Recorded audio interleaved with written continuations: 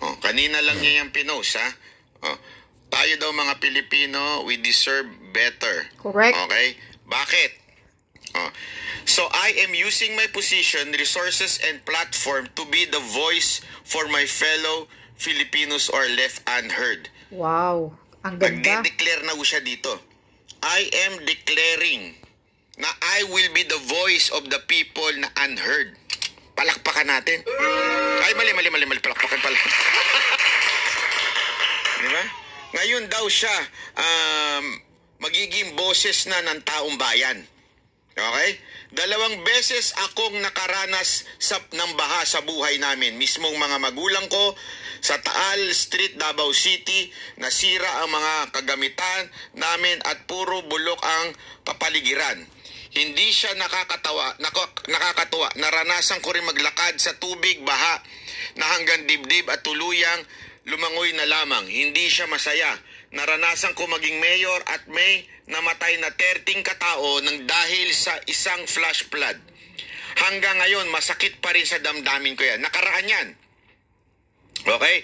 So I'm using my position, resources, and platform to be the voice to show our government official how to command. Putang ina, mabigat yan. Mabigat yan. Ibig sabihin, talagang gagamitin niya na kung paano maging matikas, kung paano maging malakas na nilalang. How to command. Exactly. Hindi na patumpik-tumpik. Kasi alam niya, naranasan niya. So sinasabi ni BP Sara Duterte, etong gobyerno to, hindi naman kasi naranasang binaha. Correct. Bakit? Nakatira sa mansyon. Hindi ka babahain sa mansyon. Di ba? Pero ako, nakaranas ako nito at hindi madali. Trauma ito. Nakakita ako ng 30 na tao na namatay dahil sa flash flood. So nagsalita na siya, I will be the voice of the people kung paano mag-command. Ha? Hindi nga dito kung paano mag-request, paano mag-utos ng eto command talaga, malupit. Ha? Talagang pag sinabi mong command, iba yun. Yeah?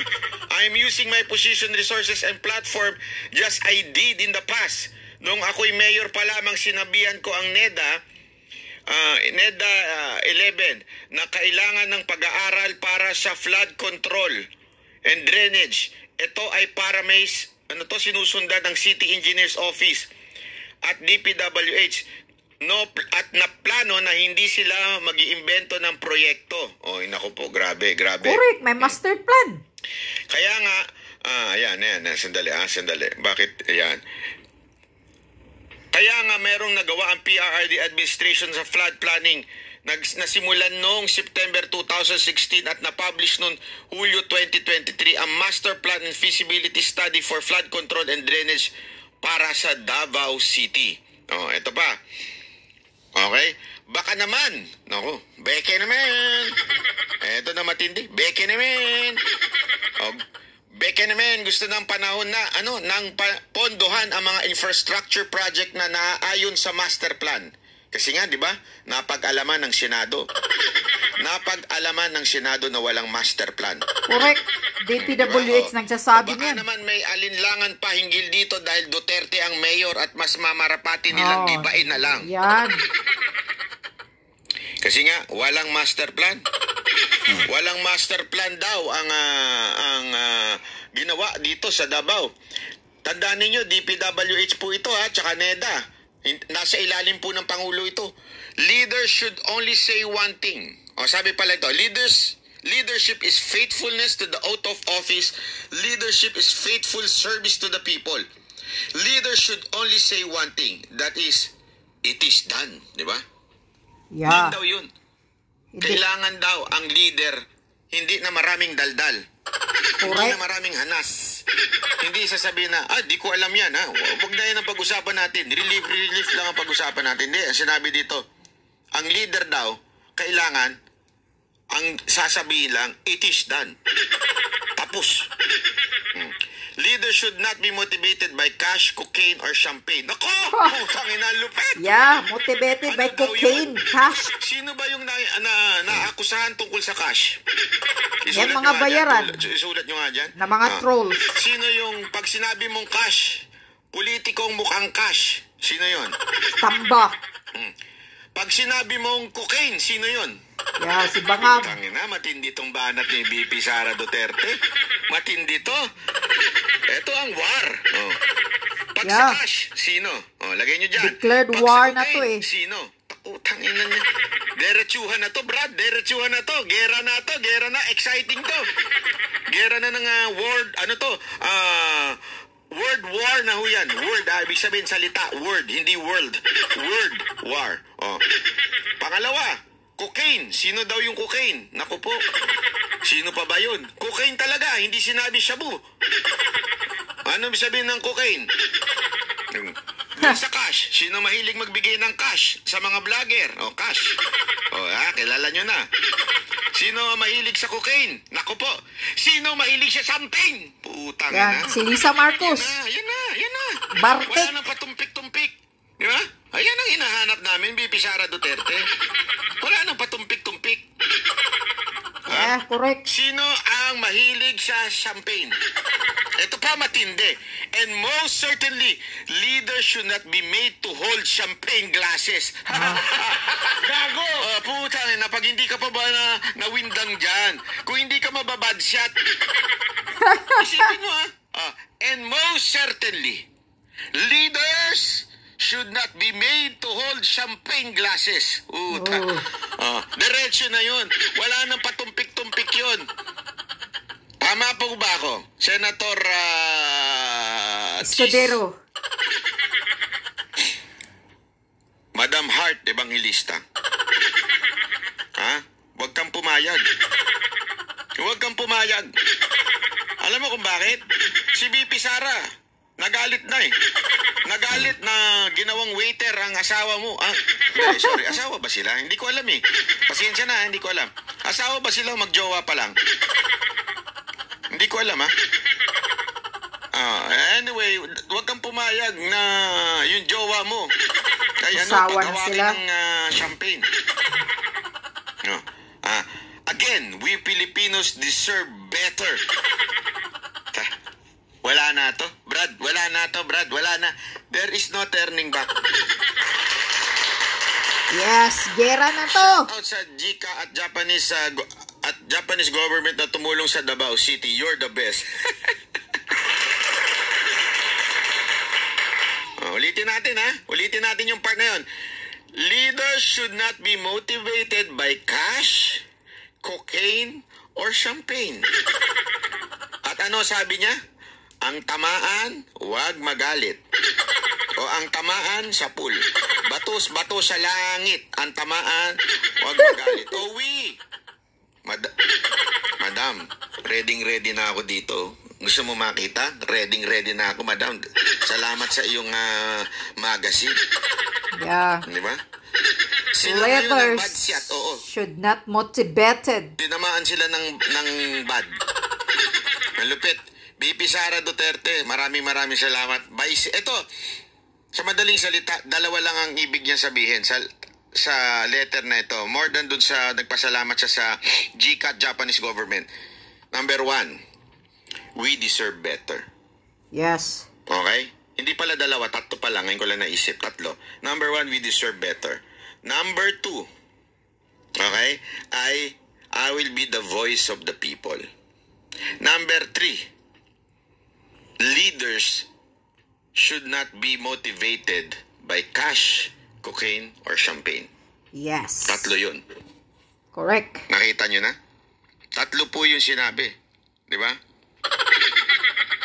Yeah, not only that. Dagdag ko pa. Leaders should not have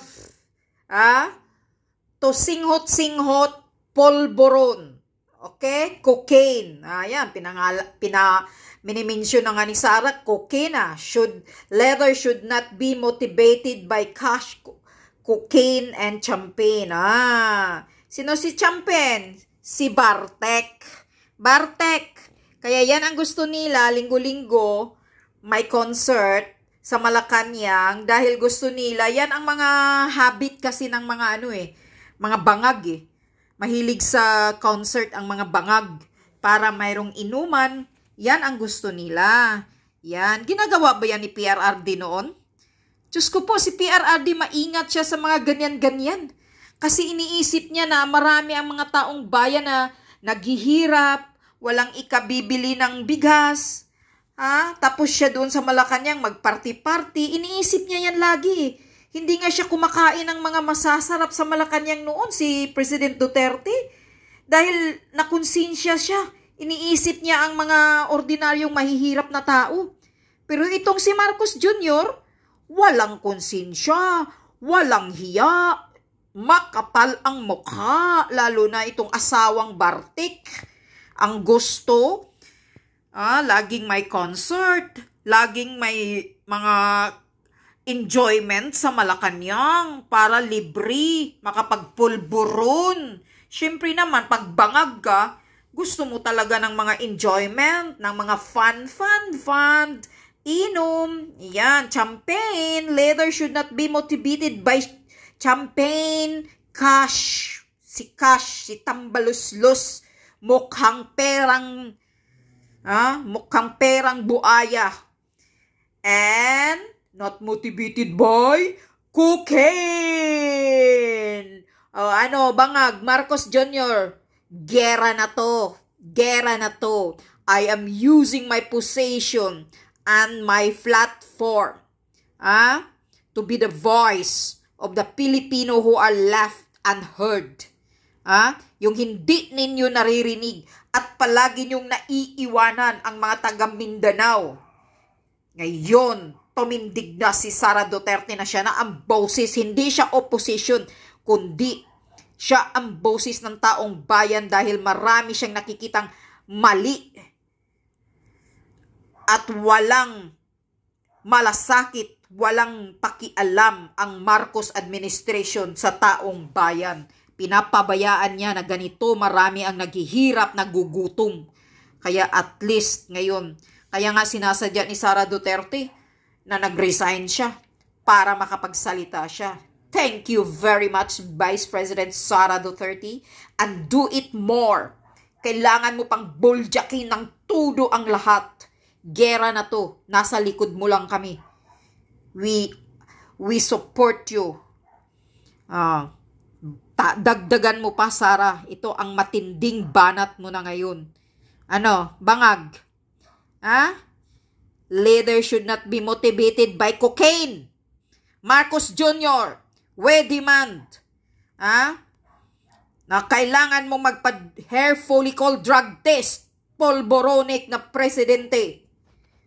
Hanggang hindi ka magpapadrug test, we continue and keep saying that you are a drug addict, cocaine addict, according to Cathy Binag. Kitang-kita pa nga niya yung mga residue yung mga cocaine na dumidikit daw sa ilong mo. Yung araw ng kagitingan nag-aatin ka sa military doon, marching may pulbos. May powder, white powder substance nakadikit sa ilong mo. Bakit? Kagagaling mo pa ba lang ba magsinghot? Yun. Booking ka, sige na, sagutin mo yung mga pasabog ni Cathy Binag sa pagka-drug addict mo, na cocaine user nyo, at saka yung asawa mong si Lisa Tanas.